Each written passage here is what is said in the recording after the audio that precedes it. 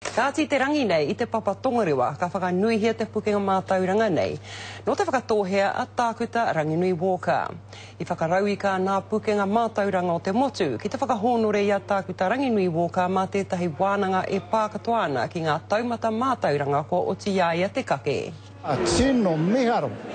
Ko puta mai wa ko hoa pāke hoki ngā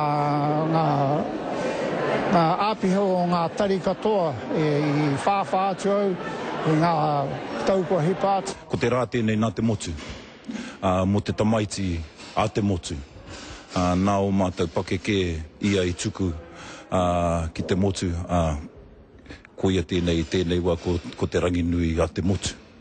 Tino honore tēnei, hei tautoko o tātou rangatira ko Ranginui, hei whakawhiti kōrero ngā whakaro hoki mo te kaupapa o te mātauranga Māori. Kāti hei te pōnei, ka tutuki ngā mahi ki te tai hākari me te tai pō whakangahau, hei whakamihi I tēnei puna mātauranga o te ao Māori.